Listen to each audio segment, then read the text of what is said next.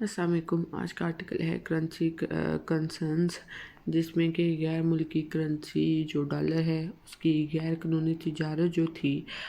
ہنڈی حوالہ جو اسمگلنگ کے خلاف جو ہے FIA کی جانب سے شروع کیے گئے ایک کریک ڈاؤن نے کامیابی کے اپنے اثار دکھائے ہیں، جس میں کہ روپے کی جو قدر ہے 1.35% اضافہ ہوا ہے، جس کے بعد ڈالر کی جو قیمت ہے وہ 307.25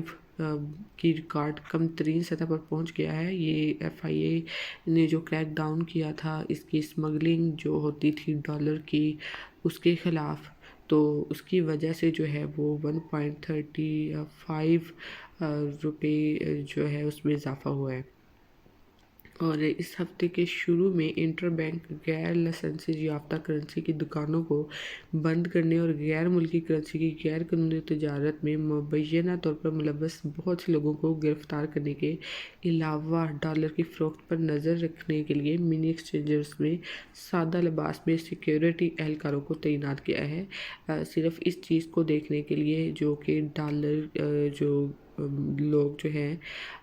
کرنسی کی غیر قانونی تجارت کرتے ہیں اور غیر ملکی کرنسی کی، اور کرنسی کی دکانوں کو بند کیا جو کہ غیر لائسنس تھی، تو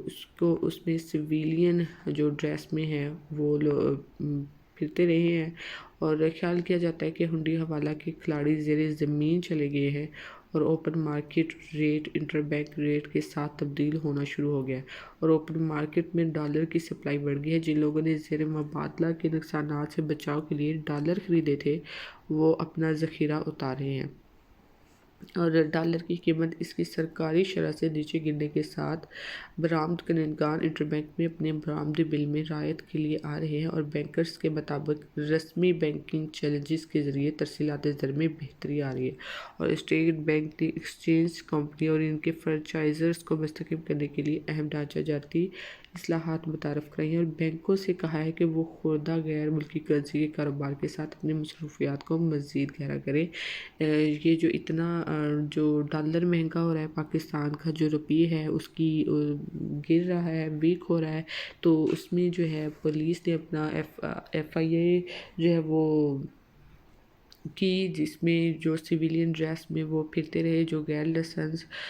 دکانیں تھیں وہ بند کی ہیں، اور جو غیر ملکی کرنسی کی اسمگلنگ ہو رہی تھی اس پہ نظر رکھے ہوئے ہیں، اور اس مرحلے پہ یہ واضح نہیں ہے کہ آیا روپیہ اس رفتار کو برقرار رکھے گا اور کب تک معاشی بنیادوں میں کوئی تبدیلی نہیں آئی۔ یہ بھی واضح نہیں ہے کہ شرح مبادلہ کس وقت طے پائے گا۔ اگر لوگ غیر قانونی منی چینجرز اور اسمگلروں کے خلاف کریک ڈاؤن کے طویل المدت اثرات کے بارے میں شک و شبہات میں ہے تو یہ بے وجہ نہیں ہے۔ اس طرح کی جو چیزیں ہیں 2021 اور 2 میں شروع کی گئی تھی، اور ہر بار جذبات چند ہفتوں میں یا مہینوں میں لٹ جاتے ہیں، کیونکہ انتظامی اقدامات صرف اتنے ہی کر سکتے ہیں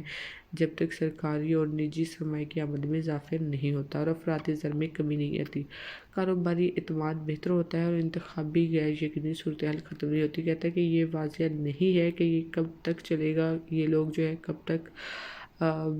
اس طرح کی نظر رکھیں گے، اور کیا روپیہ جو ہے وہ کم اپنی جو قیمت ہے ویلیو ہے وہ بڑھائے گا۔ پھر وزیر خزانہ ساکھڈار نے 1 سال پہلے یہی غلطی کی تھی جب انہوں نے انتظامی اقدامات کے ذریعے کرنسی کو مضبوط کرنے کی کوشش کی تھی۔ اس نے چھری کا اس طرح استعمال نہیں کیا جس طرح فوج کر سکتی ہے، اور اس نے ایکسچینج کمپنیوں پر دباؤ ڈالا اور باہر جانے کو روکنے کے لیے اسٹیٹ بینک کے ذریعے پابندیاں لگائیں۔ روپیہ بہتر ہوا، لیکن کب تک؟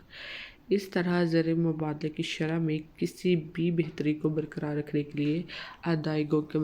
مسلسل بگڑتے ہوئے توازن اور مسلسل بلند مالیاتی خسارے کے بنیادی مسائل کو حل کرنا ضروری ہے۔ کہتا ہے کہ اگر پولیس جو اس طرح کے کام کر رہی ہے کہ غیر لائسنس دکانیں بند کر رہی ہے یا پھر اسمگلنگ کو نظر رکھ رہی ہے، کب تک ایسے چلے گا کہ وہ لوگ دیکھتے رہیں گے، اور ان کے کرنے کے باوجود کیا جو روپیہ ہے وہ اپنی ویلیو بڑھائے گا؟ اگر بڑھائے گا تو کب تک؟ کہتے ہیں کہ یہ غلطی جو ہے وہ وزیر خزانہ ساکھڈار جو ہے انہوں نے کی تھی 1 سال پہلے، ڈالر اپنی جو روپیہ ہے اس کو بہتر کرنے کے لیے، مضبوط کرنے کے لیے، لیکن وہ ناکام رہے۔ آج کا آرٹیکل یہی تھا، نیکسٹ آرٹیکل میں ملیں گے انشاءاللہ، تب تک کے لیے اللہ حافظ۔